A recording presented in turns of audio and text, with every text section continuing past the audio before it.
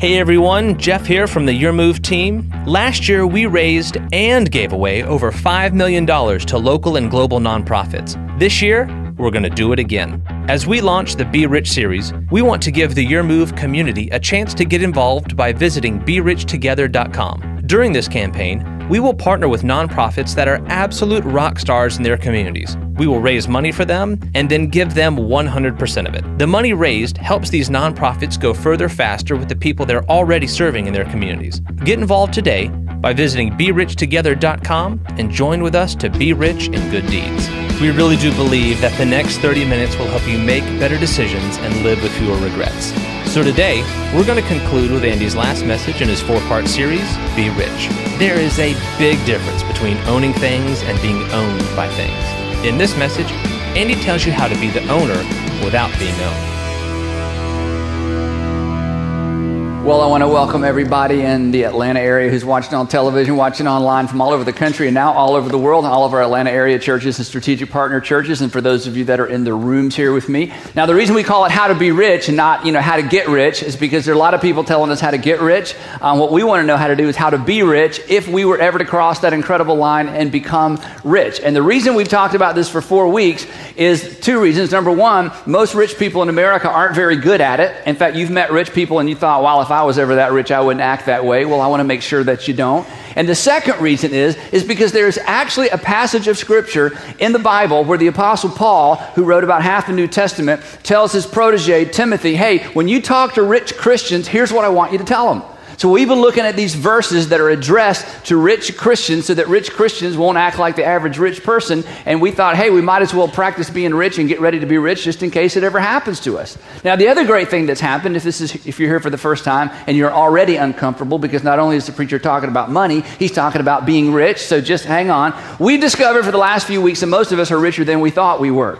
Nobody cheered when I announced how rich you were compared to most people in the world because most of us don't feel rich. But the truth is, many of us have gone far beyond financially where our parents did. Even in the midst of what we would consider a difficult economy, we're so much better off than most people in the world. And most of us actually have extra money. And most of our problems, there are problems that other people in the world would love to have. In fact, about 5 years ago, when I first stumbled over this passage that we're going to talk about in a few minutes, I began announcing within the context of my family and with friends that knew me well, before I'd complain about anything, I began saying, hey, I have a rich person problem. I have a rich person problem, as a way of reminding me that there are a lot of people in the world that would love to have my kind of problem. So here's a list of some of my rich person problems. Bad cell phone coverage, that's a rich person problem.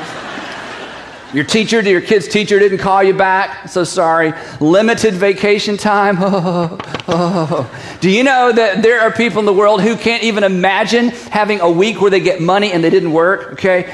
Computer crashes, slow internet, expensive childcare, your satellite TV repairman was late, or he said, I'll be there between noon and midnight. Just wait for me, long wait at the tag office, $8 hot dogs at the ball game, cost more to fill up your gas tank, security lines at the airport, and rising healthcare costs. All of those are actually rich people problems. So we're going to practice real quick because I know you're not rich yet, but one day you will be. So I want you to get in the habit of right before you complain about something that would make other people in the world go, seriously, that's your problem? We're going to practice. So I'm going to say it, then I want you to repeat after me. This is the warning you're going to begin giving. Okay, I'll say it, then you say it. We're going to say, I have a rich person problem. Okay, ready? Say that. Ready? Now this time we're going to say, I have a rich person problem. Ready? Yeah, so from now on, before you complain out loud, stop and ask yourself, you know what? Is this a problem, or is this like only middle-class Americans, rich people actually have this problem? And you'll begin to renew your mind and realize, before I put too much time and energy into complaining, I have a car. Wow. Before I start complaining about my yard, I have a yard. If your problem begins with my housekeeper, my car, my pool, my hotel reservations, my airline tickets,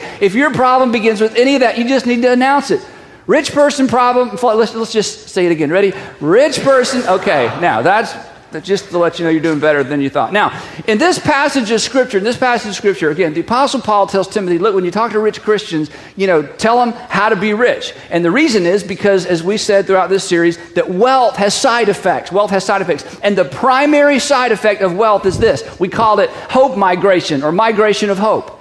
That we were raised, most of us were born believing in God, and you're supposed to put your hope in God and pray to God and trust in God, and then you start getting stuff. Then you start getting money, and your hope migrates from God to your wealth. And so we made a declaration a couple of weeks ago that we don't want this to happen to us, and we began to say this: I will not place my trust in riches, but in Him who richly provides. I'm just not going to be a part of that hope migration. Then last week we answered the question, how do you keep your hope from migrating?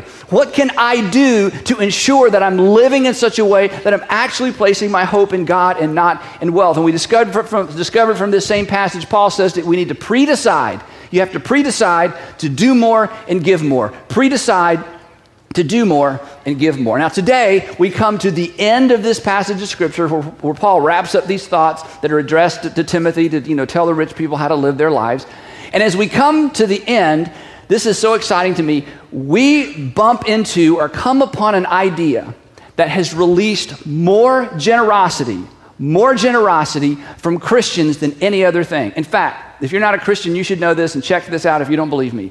The reason that Christians are more generous than non-Christians, and the reason in the world that the Christian faith generates more generosity than any other faith system, the reason that people who believe in God are generally more generous than people who don't believe in God, you check it out yourself, is for the very reason that we're going to talk about today. And Paul wraps up his passage by diving deep into an idea that has fueled the generosity in Christianity from the beginning. Now, the interesting thing is we've looked at this passage for 4 weeks, and actually he kind of tips his hand in the very first line as to where he's going with this passage. So I'm going to show you the opening line. We've looked at this for 3 weeks and give you an opportunity to see if you can discover this big, general, bold idea that has released so much generosity in the lives of so many Christians. Okay, here we go. Command those, 1 Timothy chapter 6, command those who are rich in this present world. You see it? It's right there. Okay, let me help you out. Command those who are rich in this present world. Now, if you're reading carefully, that's when you stop and go, and what other world might there be? What do you mean, command those who are rich in this present world? Is there like a non-present world? Is there like a future world? I mean, the only rich people I know are rich people who are rich in this present world. So why would you even add this? It should just say, command those who are rich, okay? Command those who are rich in this present world. And the Apostle Paul tips his hand to the fact that he believes there's more to this life than this life. He believes there is more to life than this life, that there is something beyond this life. In fact, it's something that 97% of you believe if if the statistics about the United States are represented in our churches and congregations and people who watch online. The 97% of the people who live in the world or the United States believe there's something beyond this life, there's this heaven. And the Apostle Paul says not only is that true, but what I'm saying to rich people relates specifically to something beyond their current context. So let me read the whole passage to you, and then we're going to end at this big idea. Here's what he says. Command those who are rich in this present world not to be arrogant, nor to put their hope in wealth, which is so uncertain, he goes on, but to put their hope in God. That's where we got the idea of migration of hope. It migrates from God to wealth. Put their hope in God, who richly provides us with everything for our enjoyment. And then he says this, command them to do good. We talked about that. To be rich. That's where we got the theme for our Be Rich campaign. To be rich in good deeds and be generous and willing to share. And then he lands the plane, brings it in for a landing, and he says this, in this way they will lay up treasure for themselves as a firm foundation for the coming age. And suddenly Paul shifts gears and he shifts our focus and he points us in the direction of something that Jesus talked about all the time. That there's more to this life than this life. And that actually, Jesus taught this life is simply a test. This life is simply an indicator. In this life, we have tools to use, and in this life, we have unprecedented opportunity. And how we use those tools and how we use that opportunity impacts not where we go when we die, but Jesus was clear what it will be like when we get there. And so Paul says, Timothy, tell those rich people, they have extra opportunity. They have an opportunity to do good in such a way that it will impact their status, their standing in the life and in the age to come. In other words, he says, rich people, There's way more at stake than what you see around you. And you have a unique opportunity because you have extra. Don't miss the opportunity. Now, as I said, Jesus talked about this all the time. In fact, Paul took this language right out of the Gospels. Jesus was very clear. He would say this. In essence, he would say, look, if you will view your wealth through the lens of eternity, you will lose your grip on it and it will lose its grip on you. If you'll begin to view money outside the context of simply this world, but the world to come, outside your personal kingdom and God's kingdom, that wealth ultimately will lose its grip on you. And you will open up your hands and you will give up your grip on it because there is opportunity and there's more at stake than you'd ever imagine. One day, Jesus is with his disciples and an argument breaks out in the crowd about greed. Somebody's accusing somebody else of being greedy, and then they have to ask Jesus to come in here and sort the whole thing out. And Jesus shares one of these parables, one of these stories that illustrates this very thing that the Apostle Paul is talking about. Here's how the parable went. He says this, and he told them this parable. The ground of a certain rich man, it's about rich people. The ground of a certain rich man yielded an abundant harvest. So now a rich guy has extra riches. Now a guy that had extra has extra. So here's a guy who's a farmer who already has so many crops he can support his family and people beyond that. And now all of a sudden things have turned in such a way that he has extra. And so he goes on to say this. He thought to himself, what shall I do? I have no place to store my crops. At which point do you think everybody in Jesus' audience went, oh, our heart breaks for this guy? No, they felt just like you do when you hear about rich people getting richer. When you hear about people who get all the breaks, getting more breaks. When you hear about somebody who already had a lot of money making an incredible investment, buying a company that went public and suddenly they have more money than they know what to do with. You're envious. You think, I wish I were that person. So Jesus stirs the emotion of his audience and he says, there was once a rich man who got richer. And the problem was he had so many crops, he didn't have any place to put them. Poor, pitiful me. But because he's a smart guy, he comes up with a solution to his problem. Then he said, this is what I'll do. I'll tear down my barns that are full of all the crops I already have. I'll tear down my barns and I will build bigger ones. And there I will store my surplus grain. Smart guy. Solved his problem. Problem solver. Let's put him in charge of something important. But the assumption of his decision, the assumption of his solution was this. I'll save it now and then I'll consume it later. I'll save it now and I'll consume it later. Because after all, if it came to me, it's for me. The assumption is everything that's placed in my hands is for my consumption. I had extra, now I have extra. What can I do so that I'll have the extra in case I ever need the extra? Oh, I know what I'll do. I'll hoard it. I'll store it. I'll save it. The story goes on. Jesus puts words in the mouth of this mythical character. He says, and I'll say to myself, self, you have plenty of grain laid up for many years. Take life easy. Eat, drink, and be merry. Now, if Jesus had stopped the parable there, we would say, oh, that's a great lesson on saving. In fact, I want my teenage son and my teenage daughter to read this parable. This is a parable about saving now so that you'll have something in the future. This is a parable about preparing for retirement. In fact, the Old Testament teaches clearly you should save for the future, that a wise man, a wise woman saves for the future. So everybody in Jesus' audience thinks, what a great guy, what a smart guy. And in that culture, they assumed that since he was wealthy, he must be blessed by God. Because in that culture, if you had a lot, you were blessed by God. If you had a little, it's because you did something wrong in a previous life, or you had done something to sin against God and God was displeased with you. If you were healthy, it's because you were blessed by God. If you were unhealthy, it's because you had done something in a previous life, or perhaps God had cursed you.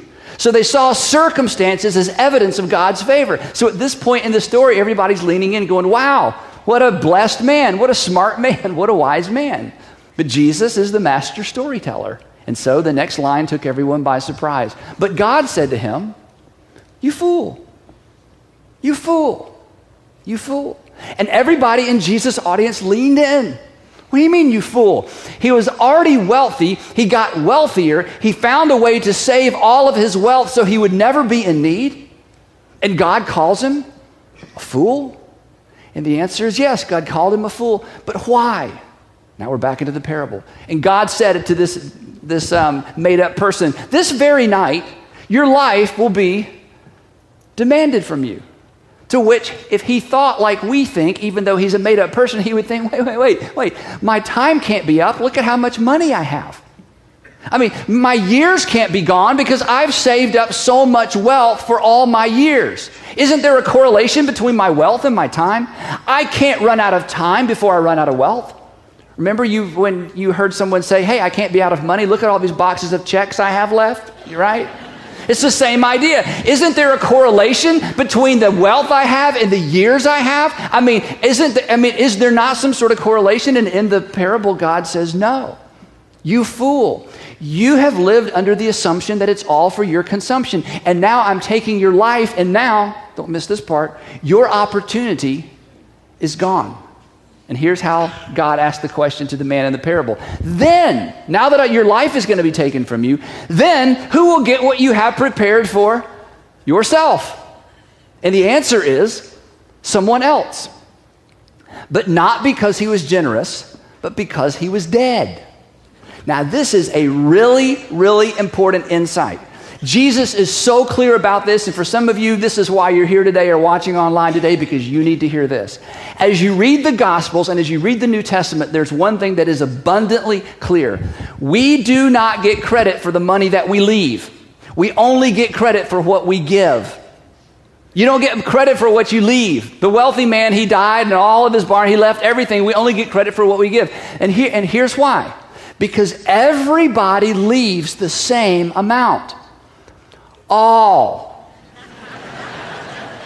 So of course there's no credit in the kingdom of God for what we leave, because everybody leaves everything. Now, at this point in the parable, Jesus is so smart. He pulls out of the parable. His audience is so disturbed because it's messing with all their paradigms. It's messing with their whole view of wealth and who God blesses and who God doesn't bless. And then Jesus speaks to his audience and he applies the parable. And he says this is how it will be. Talking to his audience, talking to us now. This is how it will be. What is this? Total loss. Total loss. This man lost everything because he died, and he lost the opportunity to do something with what he had before he died. He lost everything because he died, and he lost the opportunity to do something important with what he had because his time ran out. This is how it will be, he says, with whoever stores up things for themselves, but is not rich toward God. Now this is, if you're not a Christian or you've sort of been anti-Christianity, what I'm about to say is so important. The idea of being rich toward God was a brand new idea. Christianity brought this idea in. See, in the old pagan religions, if you wanted to be rich toward Zeus or rich toward Jupiter or rich toward Athena or whoever you worship, you would go to their temple. And you would bring an animal, or you would bring something valuable, and you would leave it with the priest. And this was your way of being rich toward, or being generous towards your God, to bribe your God, or to talk your God into doing a favor for you. Jesus turns the whole thing around. And throughout the New Testament, the primary ethic, the primary teaching of Christianity is this: that if you want to be rich toward God, then you must be generous toward the people God created. Now, the interesting thing, if you keep reading Luke chapter 12, Jesus actually defines for us what he meant by being rich toward God. Here's how he defined being rich toward God. Here we go. He said, sell your possessions. Now, not all of them. As you read the New Testament, it was clear he didn't mean all people's possessions. He just meant this, that rich people have extra stuff. So Jesus says, if you want to be rich toward God, you sell your possessions and you give to the poor. Provide purses for yourselves that will not wear out. Now, Jesus said this, not me. If this kind of makes you kind of nervous, okay? A treasure in heaven. Now, sometimes when I teach this, people say, well, I don't want any rewards for my generosity. I say, well, you have to take that up with Jesus. This was not my idea. Jesus says that when you take your extra, and even when you give sacrificially for the benefit of other people, that somehow in the life to come, in the age to come, in the kingdom that will come, you store up for yourself treasure in heaven. This is why. When you begin to view wealth, and when you begin to view your wealth through the lens of eternity, you will lose your grip on it, and it will lose its grip on you. Listen to how he finishes up. A treasure in heaven that will never fail, where no thief comes near and no moth destroys. For where your treasure is, there your heart will be also. The number one contender for your heart, the number one contender for your heart is your wealth, is your treasure. And your heavenly Father says, I know how to get your heart moving in my direction. I want you to liquidate and I want you to give away. And if you do, great will be your reward in heaven because you've learned to be rich toward me. And so the Apostle Paul finishes this teaching to Timothy this way. He says, in this way, going back to our original passage, in this way, this being generous and doing good and giving our surplus, in this way we lay up treasure for ourselves or themselves as a firm foundation for the age to come. Now, here's the deal as we wrap this thing up. I hope you all get crazy, ridiculously rich, but I don't want it to mess you up. Most of us are already richer than most of the people in the world. We've covered that. But I want us to be good at it. And if you're a Jesus follower, you're even more accountable. You need to be great at it. But you will never be good at it as long as you follow the American path to generosity. You'll never get there. As your wealth increases, as your income increases, the tendency will be for your hope to migrate toward your stuff. The only way to keep that from happening, the only way to be rich toward God, the only way not to fall into the temptation of thinking, well, if it's placed in my hands, it's for my consumption. The assumption is it's for my consumption. The only way to do that is to come up with a plan to keep you from moving in that direction. Now, you have a savings plan, I hope. That's good. You have a spending habit. You know, we all have one of those. The question is, do you have a giving plan? And if you don't, you're going to give like most Americans. You're going to be this kind of giver. We call it the 3S giver. You're going to give spontaneously, sporadically, and sparingly. That's how you're going to give. You're going to give spontaneously. That is, somebody invites you to something, somebody hands you a thing at the mall, somebody walks up to you and tells you about children in need, and you're going to be spontaneous. It's going to be emotional. It's going to be sporadic here, there, and it's sparingly. You're going to feel like you're generous because you're shelling out $10 here and $100 there, but it's not really going to be a percentage of your income because you haven't thought it through. I don't want you to give this way. If you do, you miss an opportunity to be rich toward God. You miss an opportunity to keep your hope from migrating. The way that you do this is a little bit of what we talked about last week. We call it being a 3P giver. 3 different words. Priority. That is, when you get money, you give some away. Percentage, that means you've pre-decided how much you're going to give away. You don't discover how much you gave when you do your income tax at the end of the year. You don't discover how much you gave because people send you receipts throughout the year at the end of the year and you add it up and go, look how much we gave away. No, you pre-decide by choosing a percentage. And then a progressive giver. We didn't use this word last week, but we talked about the fact that for those of us who have more than the average person, we should give a higher percentage. And I'm telling you, when you make a commitment to be that kind of giver, it loosens your grip on your stuff and your stuff loosens its grip on you, and you're taking advantage of the unique opportunity you have to be rich toward God, who has been so incredibly rich toward you. This is what frees up massive generosity among Christians who take the teachings of Jesus seriously. Now, I want to make this as practical as possible. And so about every 3 years, I do this illustration. So you may have seen this before. And the reason I hesitate to do it is because you have to use your brain, okay? And it involves math. And half of us don't get math, and it's percentages. And we all just kind of glaze over. So I'm going to try to make this simple. I'll go really slow. If you have any questions, you can raise your hand and I'll answer your question, okay? Here's how this works, okay? These are 10 $1 bills. So here's how this works, okay? It means that every time you get 10 of these, you know, and I'm going to pick 10% as the percentage. That's what I grew up with, and that's where we started off, and I'd love for you to get there someday, but it's okay. You pick your own percentage. We talked about that last week. It means that, I'm going to go slow. Every time you get 10 of these, you give one away, and every time you get 10 of these, you give one away as soon as you get 10 of these. I just saw your eyes glaze over because that's math. Okay, so I'm going to go over it again, okay? Because you all at home are going, okay, well, you went way too fast. So let me go over it again, okay? Every time, now pay attention, okay? It's math. It's the percentages, okay? Every time you get 10 of these, you immediately give a percentage. You give 10% away. And then you keep the other 9. And you say, God, everything comes from you. What would you like me to do with this other 9? And it's going to be very quiet. And you just take that as an assumption and you do whatever you want to with them.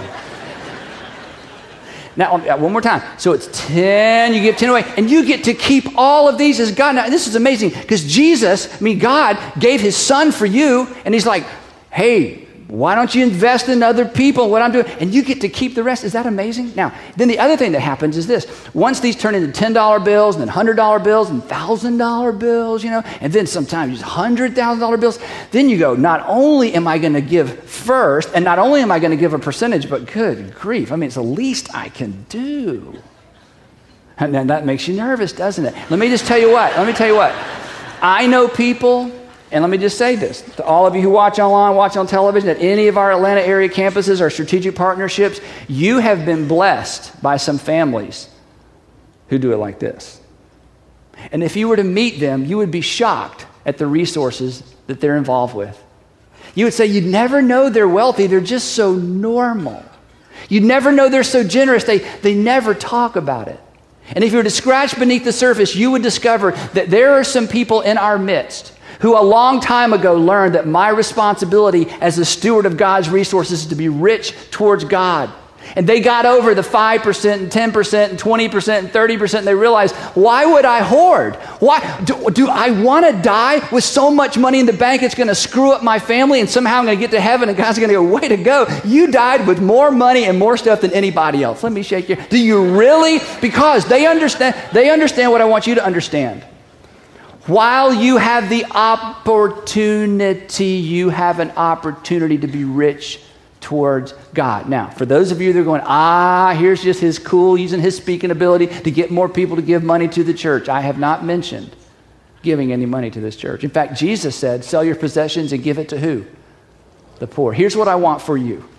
This is what I want for you so much. If this was the last day and I was retiring and I was going to take my 401k and march away and never see you again and never get another dollar from this church, here's what I want for you. I want God to have your heart. And men, I know God gets your heart when he gets your wealth. And I know the only way for that to happen is while you have time and while you have opportunity to make a decision, to become a priority. You're getting yours first. Percentage, I've pre-decided the percentage, and as God blesses me and as I work hard, as I have opportunity, why would I stay at 4% or 6% or 10% when God has allowed me to manage so much wealth? I want that for you because you know what? When God gets your wealth, God gets your heart, and you will never curse me for this sermon, and listen, you will never, this is huge, you will never miss money you give away. Ever. That's why bumping up your percentage is such a good idea. Pick a percentage and next year bump it by 1%. You won't miss it. Now let me tell you the money you miss. You miss money you waste. You miss money you spend. You miss money you poorly invest. And you miss money you loan to your brother-in-law. That's the money that you miss. Okay? You never miss money you give because something happens in your heart. You know how to be rich? You be rich, you decided, I'm not going to be arrogant. I have more, so I'm going to do more. I have more, so I'm going to give more. I'm not going to find out at the end of the year how much I gave. I'm going to decide up front. I'm going to keep my hope from migrating because the priority of my life is to be rich toward God by being rich toward those that he loves. Thanks so much for listening to Your Move. Don't forget to check out BeRichTogether.com. Together, we can help local and global nonprofits go further faster with the people they're already serving in their communities.